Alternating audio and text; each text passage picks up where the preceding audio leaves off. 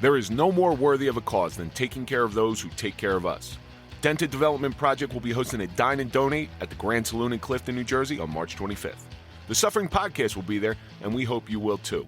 We'll have lots of special guests and some giveaways. The Grand Saloon has been generous enough to donate 20% of their profits to Dented Development Project to help first responders and their families repair dents caused by suffering. All you have to do is say you're there to support this worthy cause so that the money goes where it's supposed to. Let's get the word out so that we can help as many first responders in need as possible. So once again, March 25th at the Grand Saloon in Clifton, New Jersey, from 11 a.m. to 3 a.m. That's 940 Van Houten Avenue, Clifton, New Jersey. When you show up on the 25th, just tell them Dented Development Project and the Suffering Podcast sent you. Follow us on Instagram at Dented Development Project and at the Suffering Podcast for complete details. So join us March 25th from 11 a.m. to 3 a.m. and get involved with something that's greater than ourselves.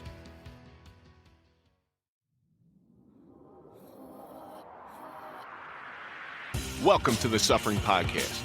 Each week we walk you through how suffering is the way to sustainable success and the path to greatness. We can be found on Apple Podcasts, Spotify, Google Podcasts, and many more. Visit thesufferingpodcast.com for complete details. Please subscribe and like to get our latest episodes as soon as they drop. Follow us on Instagram, Facebook, Twitter, and LinkedIn for exclusive content. Please comment. We may read your comments on future shows or even reach out to you for a future guest appearance. Let's embrace how suffering forges bonds that last forever, showing we are never alone. So get ready, sit down, and strap in. Sit your ass down. Sit your ass down. Let's talk about the suffering. It's time to start the pain.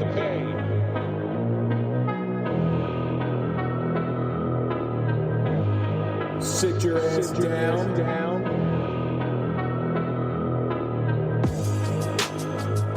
Sit your ass down and strap in. This is gonna hurt.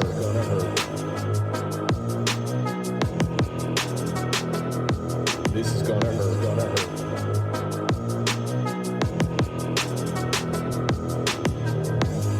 Let's talk about the suffering. It's time to start the pain. This is gonna hurt. It's time for the Suffering Podcast.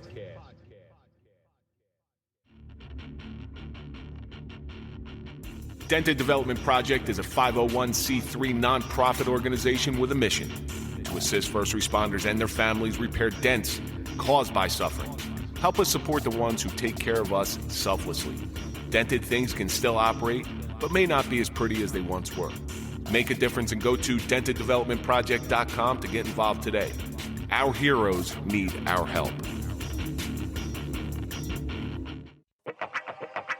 All new Suffering Podcast gear is here. The show depends heavily on our supporters to get the word out. Let people know that suffering is a team sport and no one is alone in their struggles. Wearing the Suffering Podcast merchandise accomplishes that goal. Check out our store at thesufferingpodcast.com or check our show notes for the link. Your support and love means everything to us. A favorite quote of mine reads, "When people ask for patience, are they given patience or given the opportunity to be patient? When someone asks for courage, are they given courage or does the opportunity present itself to be courageous? If someone wants their family to be closer, are they instantly given warm, fuzzy feelings or are opportunities given to love one another? There are things that happen in this life that we did not ask for, that we did not want. Sometimes challenges are put in front of us to test our mettle. Stop seeing them as obstacles to be overcome. Start seeing them as opportunities to succeed." I'm Kevin Donaldson here with Mike Falace, and on this episode of the Suffering Podcast, Mike and I will talk about the suffering of continuing the journey.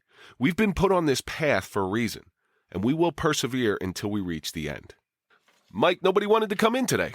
We got a little bad weather here, and I guess people are afraid, so it's only us real men that could weather the storm. But we've needed to talk about something for quite some time. And that's you and I continuing our journey. Our audience has both heard both of our stories. And our story, unfortunately, doesn't end there. So today, you and I'd like to sit down and have an honest discussion about how our life has either progressed, digressed, or stayed in some sort of stasis. But before we do, let's get into this week's social media question. It comes from Bernie from Pittsburgh. What has changed in your lives since starting your podcast? Mike, what do you think? It gives me a great feeling because we've helped so many people. It gives me a feeling of purpose now. And I'm sure you felt the same way after we retired. It's like a what next feeling. Absolutely. It's an exhale. It's like, what do I do now? Yeah. You know, I'm a big quote guy, and I saw a quote this week, which I thought was fantastic. We're not in the same boat, but we're in the same storm. Always. You know, and that's what we're doing. We're not talking to just people that were involved in critical police incidents. We're talking to people that had a lot of different things going on. So we're not in the same boat with PTS, but we're in the same storm. We're weathering this storm together. It's a universal concept, and I strongly believe this podcast will go on as long as we want it to go on, because... As long as I want to keep driving up here. I could grab a guy off the street and say, hey, why don't you come in and talk to us and tell us your difficult times. And most of the time they will. Sometimes people will back off, but your life... I mean, think about the things that have changed since February of 2021 when you first came in here. Episode 9. Episode 9. Soundboard, episode 9. Self-promoting motherfucker. We've traveled. We've met people. We've done some crazy stuff. We've had a lot of laughs. We've laughed in here. We've cried in here. We've been recognized. Yeah, absolutely. And it's nice being recognized for a good thing than a bad thing. Well, you know what? That's funny because when I first got involved with the podcast, I told my father about it. My father's old school Italian, you know. And he's like, oh, you got to get an attorney. You got to. Dad, it's a podcast. We're not making money. We're raising money. It's not like. So he was a little hesitant about me doing it at first. Then he started listening to a couple episodes, and he became like our biggest fan. He calls me all the time. Oh, you know, I'm so proud of you. I love what you're doing. You know, it's great. You're helping people. Remind me never to go in front of your old man, too, because I've met your old man before. And as much as I bust your balls, I now I can't look your father in the face. Like, yeah, I'm the guy that busts your son's balls. You'll see him on March 25th. Oh, God. Shameless plug, March 25th, Grand Saloon. Well, you'll hear that in the beginning that our Dine and Donate is at the Grand Saloon in Clifton, 940 Van Houten Avenue. Just getting back to my father and my brother and I went out to dinner in Bayonne. Of all places, we go to Bayonne. My father's favorite restaurant. Another shameless plug, San Vito, 406 Broadway. No, but we're going there, and I see this guy just looking at me, and I thought maybe I knew him from somewhere or something. So just as we're about to leave, I stand up, and the guy looks at me, and he waves me over, and he says, are you that guy from the podcast? Listen, I was proud, but my father was even prouder. I was more happy for my father than I was. I mean, it just gave me such a good feeling to see the smile on my father's face. That's pretty cool to have your parents see you make something out of a shitty situation. Oh, yeah. Because that's essentially what it is. And my father tells me that all the time. He said, you know, you could have went the other way. You know, you could have fell into the bottle and you could have been drinking all the time. And he said, you turn this into a positive. And I think that's what this podcast has really done for both of us. Right. It's given us new purpose. So to answer Bernie's question, especially for me, it's given me a new purpose in life. It's given me a reason to reach out to people rather than to hide it. Otherwise, I would have just ate it.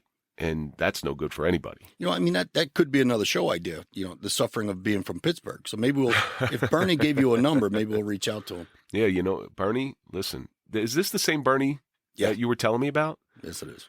So Bernie has become one of our biggest fans. He is also a big Overkill fan. And he's an ambassador for our show. Yeah, that's correct. So he's getting all the yins on our side. I would love to have Bernie in. Bernie, if you're listening, and I know you will, please contact me. We'll get you in here one way or another. But I think he's going to an Overkill show. Derek hooked him up with tickets. No, he went to an Overkill show last week. Oh, he did? Oh, yeah. How do you like it? Fantastic. I just texted Derek the other day. I said, I hope you're not getting too many dick pics from Mike. And he always so nice, gets right back to me. I only sent one. Only one. Again, kill one person, suck one dick, one dick pic. I drove a truck one time. Yeah, you drove a truck one time. I always wanted to be an air traffic controller. Bernie, thank you so much for sending that question in. Keep sending them in. We'll try to get them on the air. So, Mike, since February, I think it was February 19th that we either aired or recorded. It came out on February 14th. It came out on February 14th. Well, So that it was was my right before that was my Valentine's Day present to you. No, that wasn't the only thing you gave me that day. Talk to me a little bit about an update on yourself. You're still working the same jobs. You're sleeping better. What's going on in your life? Sleeping is definitely better. I mean, it's a little sporadic. I mean, you know how it is. You get some good nights, some bad nights. You ever still have one of those bad dreams? Absolutely. I just had one. I had one like last week. Yeah. Where it just kept me up all night. You know, it was like I was actually a police officer again and involved in a shooting, and it wasn't like a good shoot. Oh. And I was actually, in my dream, I was actually hiding in my room. And people are knocking on my door, and I thought I was getting like locked up and everything. Damn. And when I woke up, I thought it was real. You know, that's the scary thing. I just had one the other night, and it had something to do with police work, but I don't know. I don't remember it fully. But all I know is when I woke up, and it was like 2 o'clock in the morning, I was soaking wet. I had to get up, change my shirt. I mean, it was dripping wet. Yeah. I don't know where that came from, but a lot of it has to come from, we took that trip down to Florida, and we told our story 5+ times in 3 days. I don't know about you, but that bothered me. Like it affected me. You know, it really hit me when we got on the plane. You know, we were so busy, didn't really have time to think about it. Right. We were jumping from one place to the other and going out to dinner and, you know, getting back and going to sleep and getting up. When we hit the plane and it was kind of like time to decompress, all the feelings started coming back. We had about 20 hours because there was a snowstorm. Newark was closed. We had to fly into Atlanta and then go into Philly. I never flew into a white runway before. Yeah, no kidding. That was scary. At 25-mile-an-hour winds. Scared the shit out of me. My shooting was frightening, but I might have PTSD just from the plane ride. From the landing. The listeners out there, you think this is all sunshine and rainbows? No, don't forget the train, then the Uber. Oh, yeah. Yeah. So planes, trains, and automobiles. That's what we were. Planes, trains, and automobiles. John Candy and Steve Martin were right alongside of us.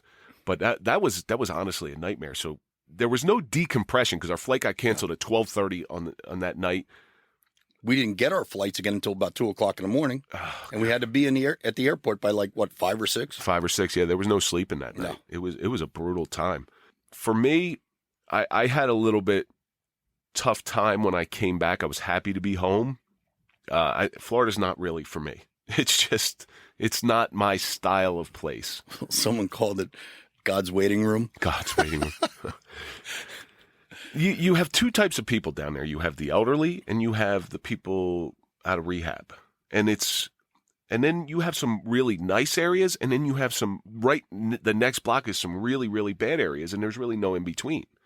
So there's not a progression. No, you know, it's just like you said, one block to another. It's again, it's just not my style. I've been all over the country. There's only like 2 places in the country that I'd ever move out of New Jersey for. It's not that I like New Jersey, but every place is pretty much the same or worse. So what am I moving for? I moved to San Diego. I was just going to say San Diego. Most beautiful weather around. Beautiful. 75 degrees. I rarely slept when I was out there.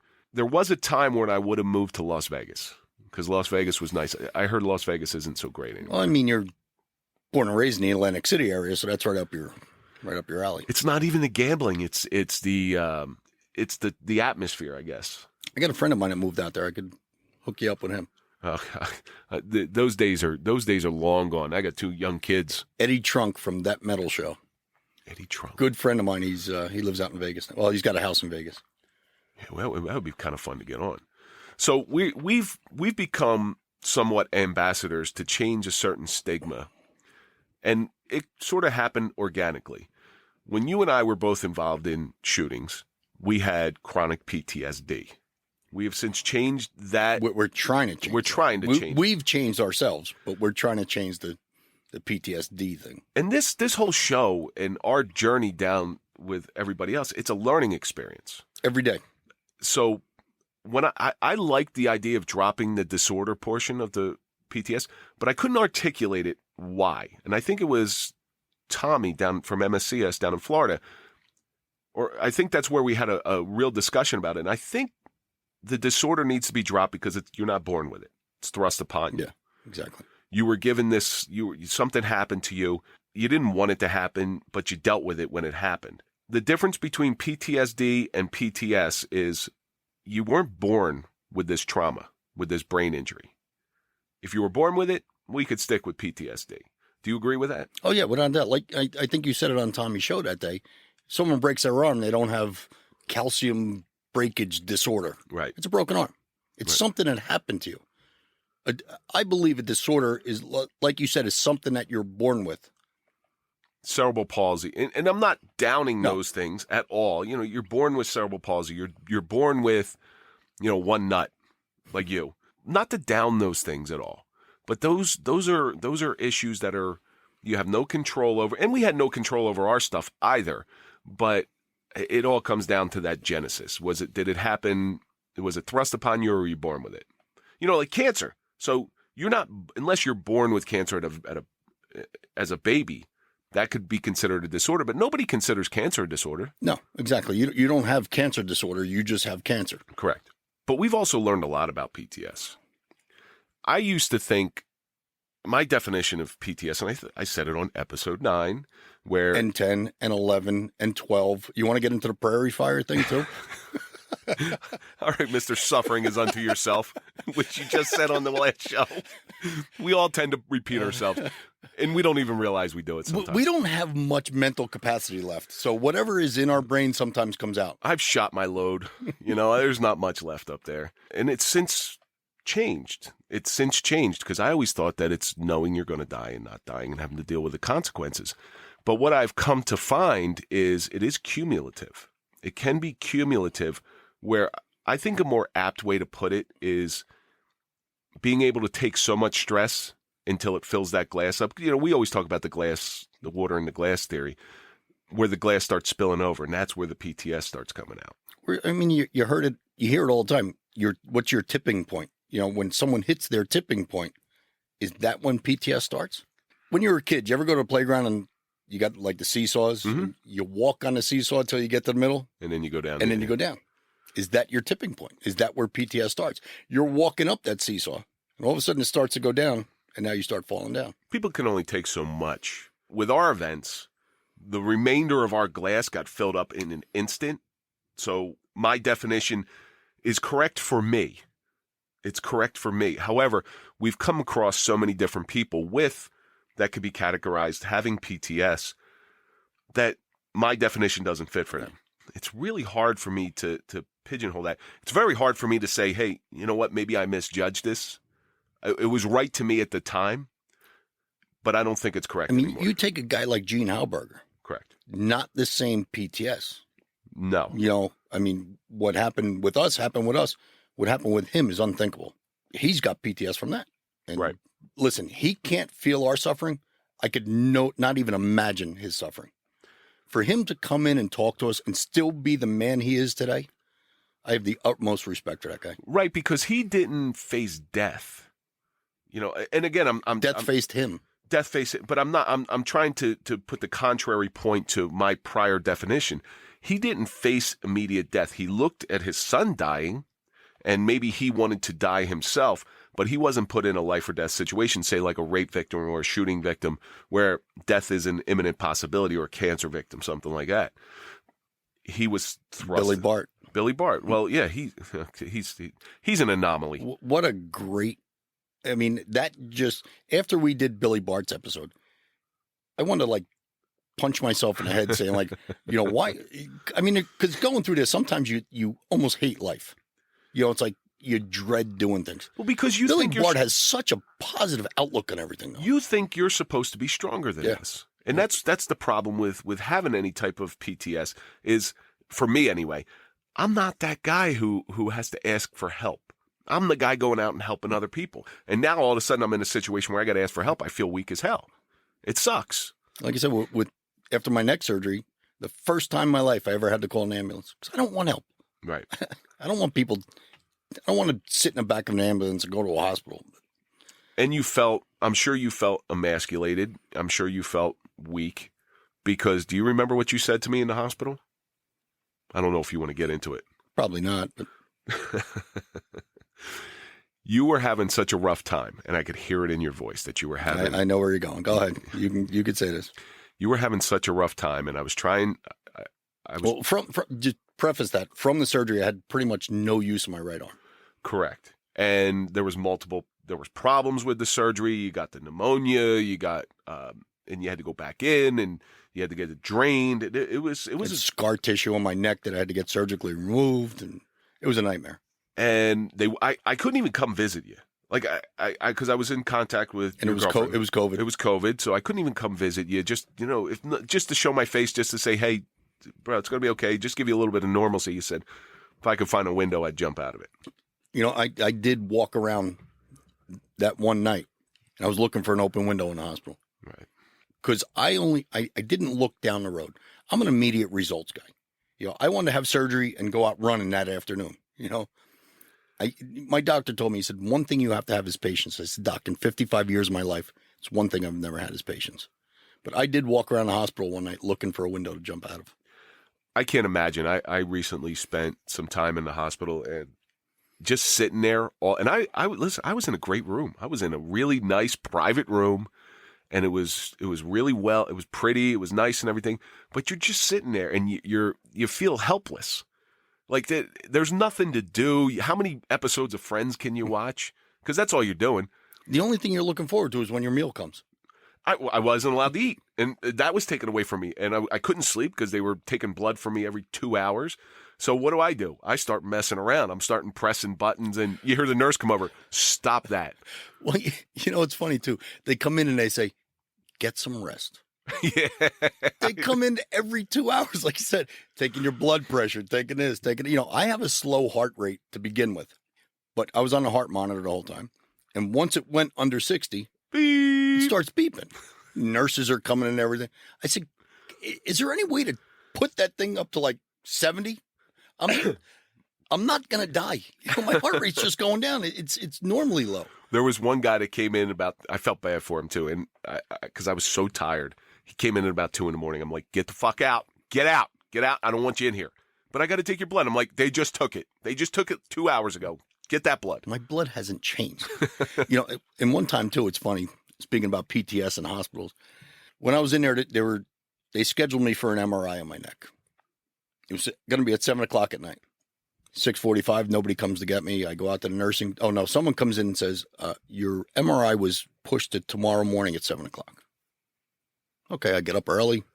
6:45, nobody comes in. 6:50, nobody comes in. I go to the nurse's station. I said, I'm supposed to get an MRI at 7. Nobody came to get me. She goes, oh, let me check your chart. She comes back. She goes, your MRI is 7 o'clock tonight. I said, get the fucking doctor in here right now.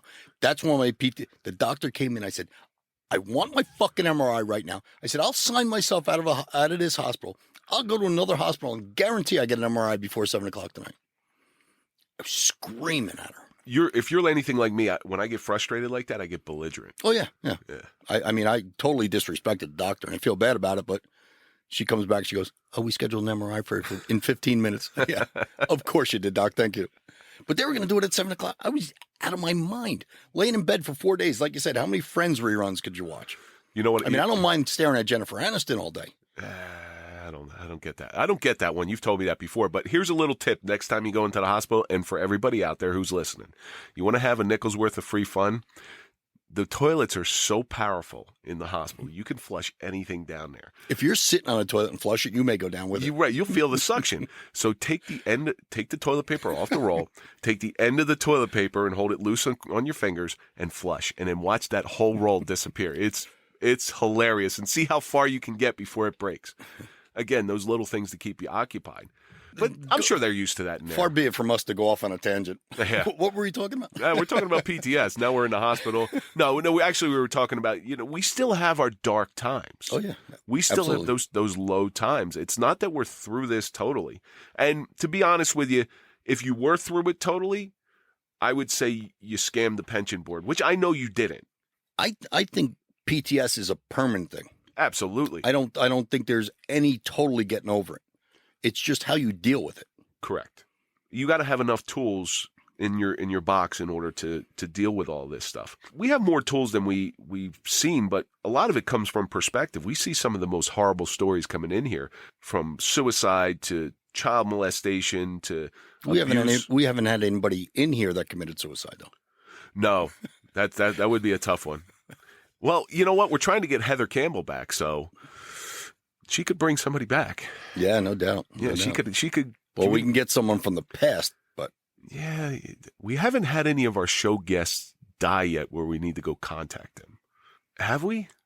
Not that I know of. not that everybody's still here that I know of. Yeah, so we can't even contact, I think the question I'd want to ask them is, so did we get it right with our concept? Is it real?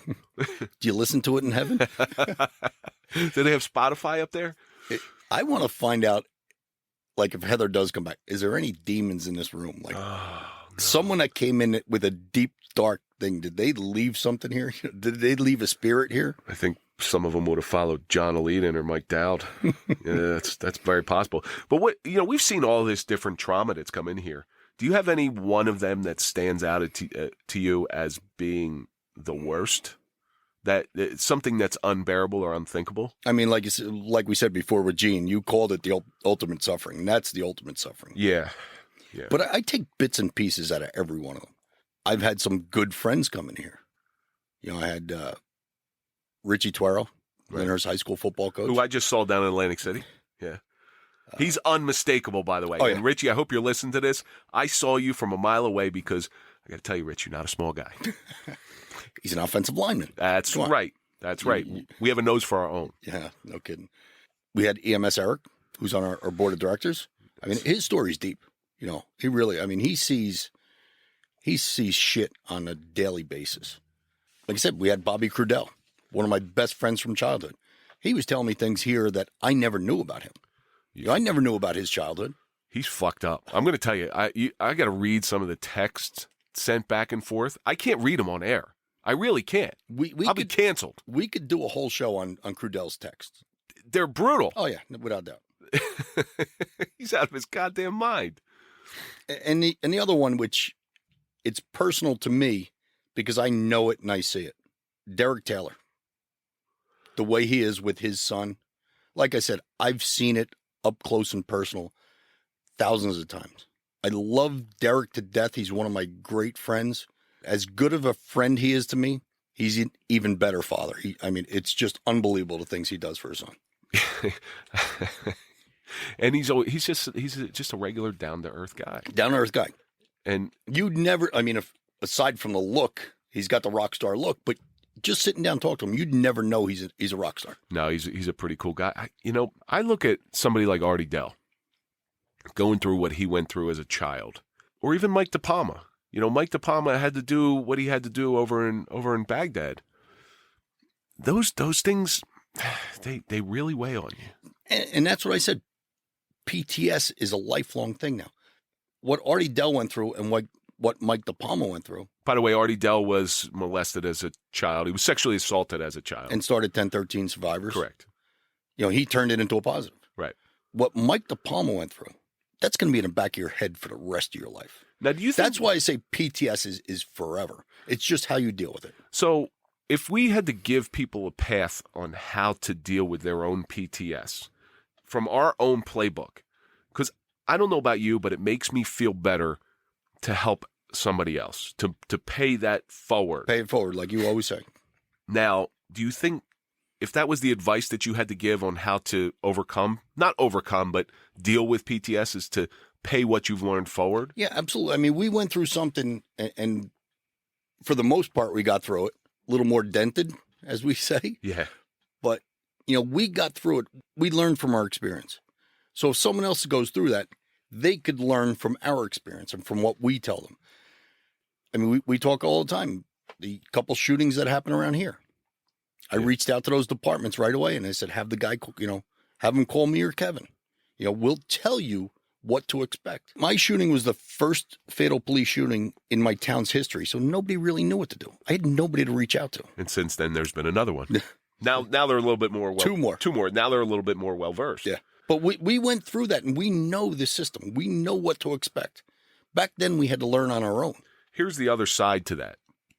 It was recently put to me by somebody who is close to our circle, that if we go out and we speak to somebody who's involved in a shooting, we're trying to pay our knowledge forward. Are we implanting in them the power of suggestion? Like you may have nightmares. So do you think that would bring on nightmares in some way? It's definitely possible. Yeah. I could see that aspect of it. Listen, I know a guy, he was involved in a critical incident, and he was advised not to talk to anybody. Right. Advised by his attorney not to talk to anybody. I said, that's the worst thing, the worst advice you could ever get. When I finally got in touch with the guy, I said, listen, I don't want to talk about your incident. I want to talk about you. How are you doing? I got it out of him after a little while, not sleeping much, having bad nightmares. I said, if you called me the day of the shooting, I would have told you that's going to happen. It's all normal. It's all normal what you're going through. We're not telling them what's going to happen, but, bottom line is whatever happens, it's normal. There are others who have gone through it. If nothing happens, there are a small amount of people that if they go through a critical incident like this, nothing happens. But we need to get that word out that whatever's going on, it's okay. It's okay, yeah. And you're going to feel like, we brought it up quite a few times, the book Shots Fired. Oh, Joe Lachlan. Joe Lachlan. I just spoke with him not that long ago. Yeah, he's going to be making it in here hopefully in April. As he, in his world travels, maybe he'll lower himself and come through New Jersey one day. No, but I read that book, and he goes through different shooting situations and talks to each cop. And I said it before. I don't want to say when I said it because you're going to rip me for bringing up episode 9. But I said it. If I read that book before my shooting, I would have known some of the feelings that I had. He just lost one of the officers in that book. Did he really? Yeah, and there were some problems going on. He reached out. They tried everything they could. They lost him to suicide. Yeah. And like I said, and that's what I feel that we're doing now. Through Joe's book, they're telling you how they felt. Not what to expect, but how they felt.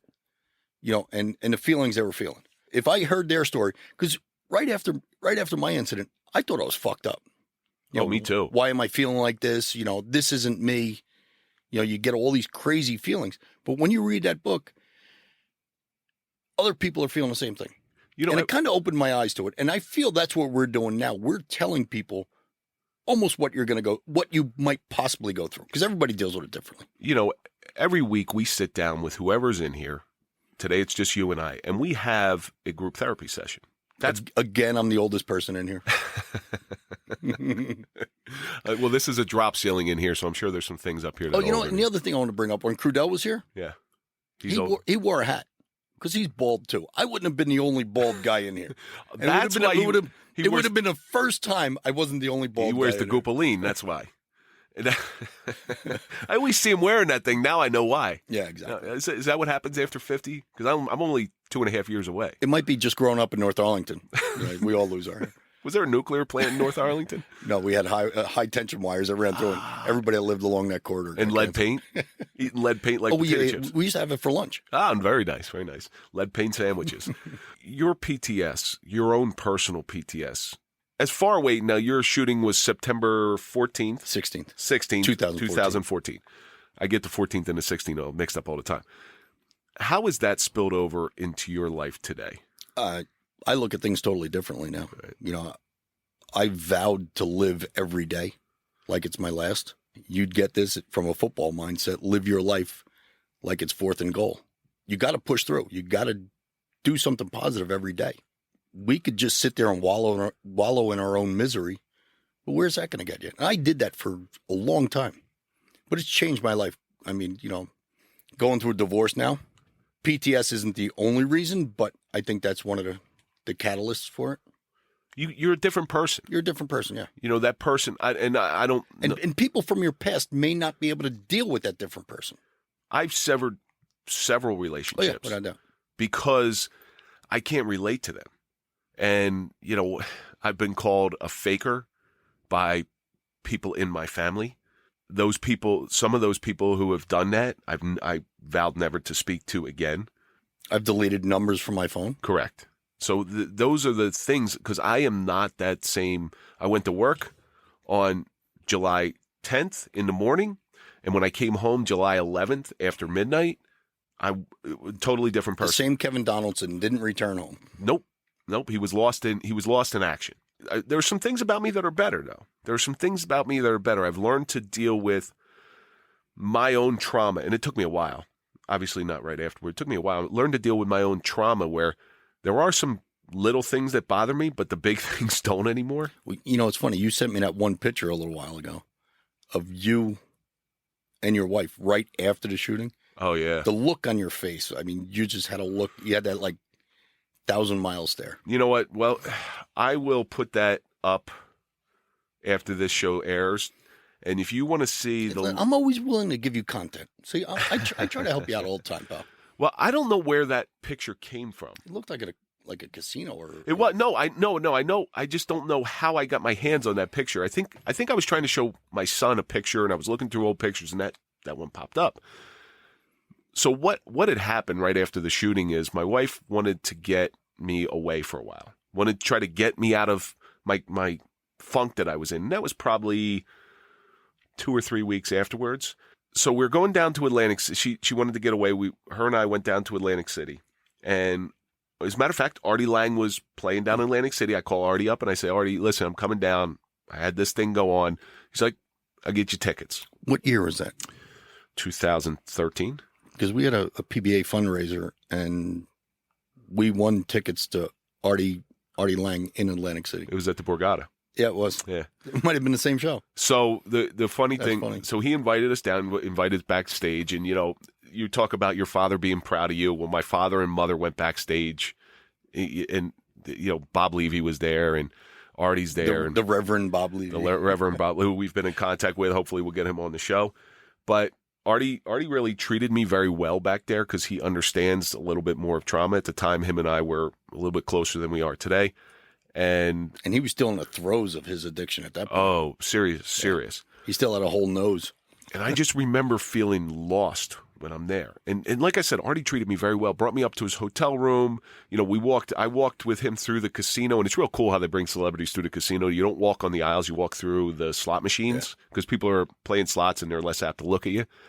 We come face to face with Frankie Avalon as we're walking because he was going the other way towards another arena. I just felt like I didn't belong there. And I was on edge, and I felt like everybody was looking at me like, oh, that's the guy. That's the guy. And I felt out of place. And this picture, you could see it in my face. I was going to ask you that too. Right after your incident, did you ever feel comfortable anywhere? Like whenever you go out, you just felt uncomfortable. You had that uneasy feeling. But when you get to your safe place or your comfort zone. So I started going to group therapy, and this was before your shooting. There was the original group therapy, and we did something down in Piscataway. We went as a group. It was really the first time we all went out as a group. And there's a picture of it, and I actually still have the picture of it, where we went out to dinner afterwards. The thing was like for cop to cop, and it wasn't really what it was hyped up to be. But we all went out to dinner, and we're sitting out there, and these are, I think it was 6 or 7 guys who felt comfortable nowhere.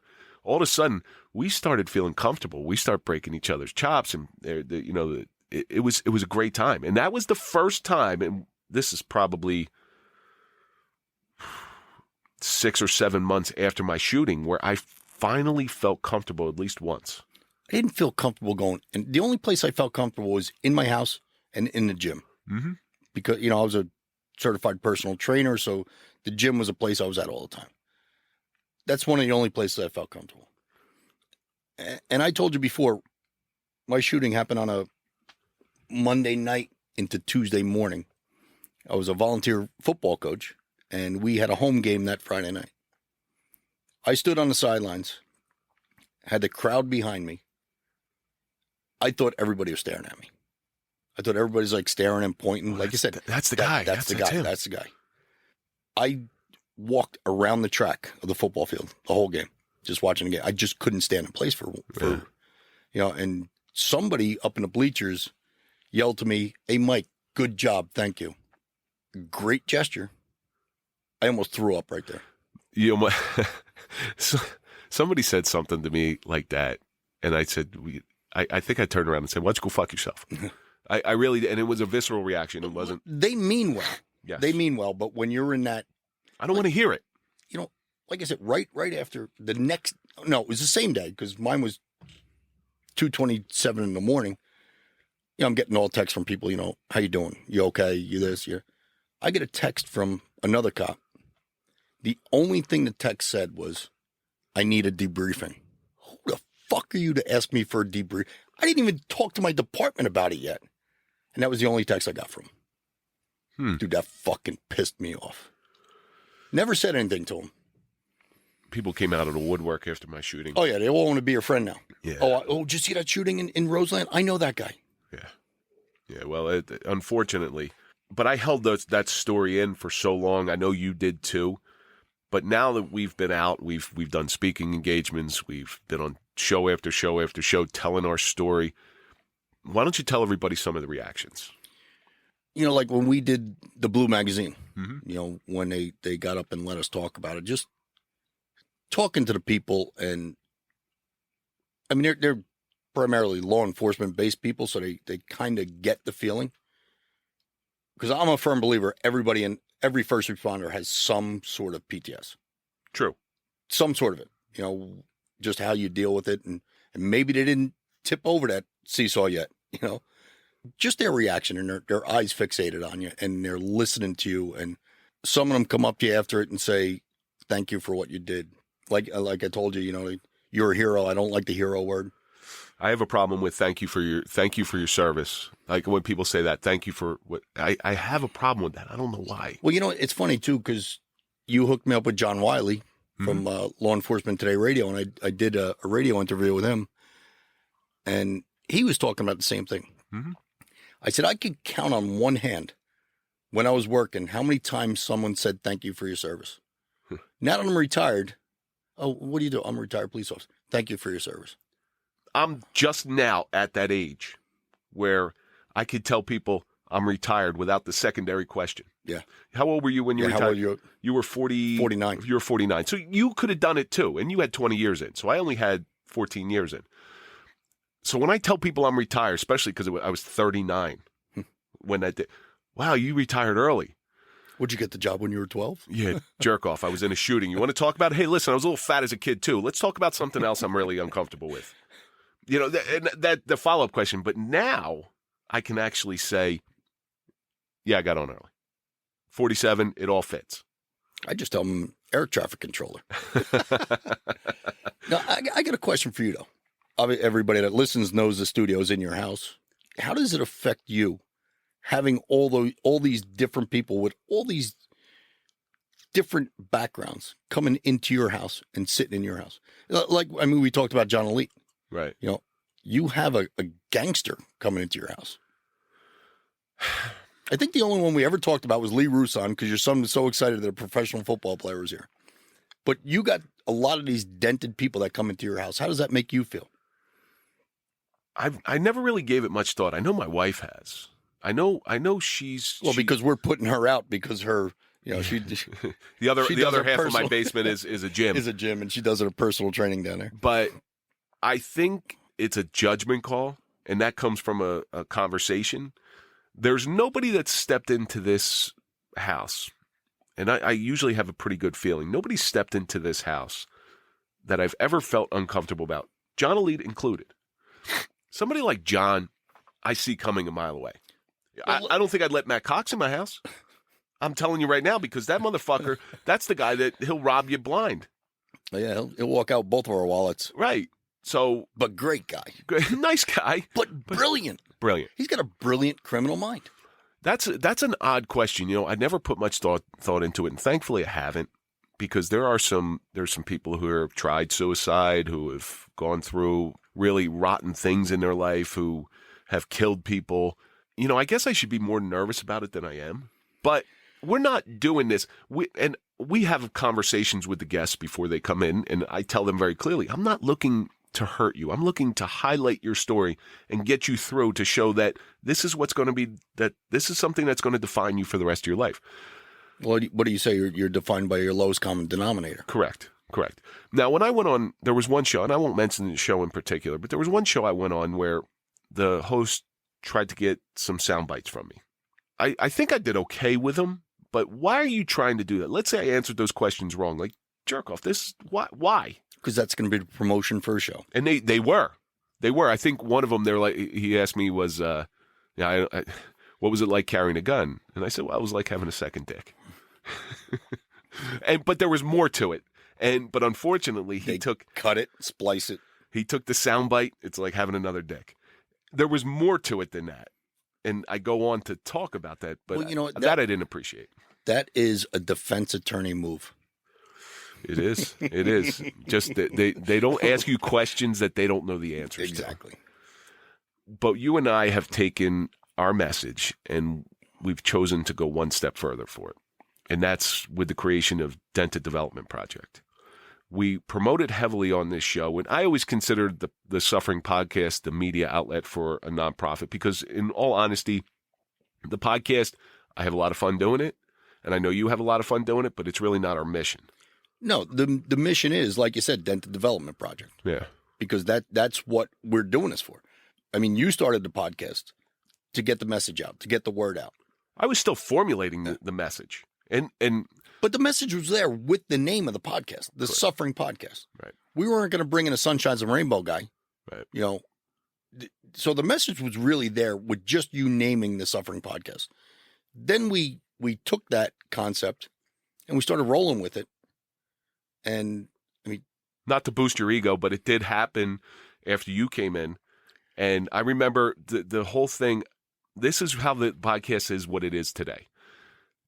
Mike comes in, we know each other, so we're having this great conversation and everything. I go back. So things changed when you came in. I go and I sit and I start editing it. And I said, I called you up. I said, we really, really got something here because it touched on something.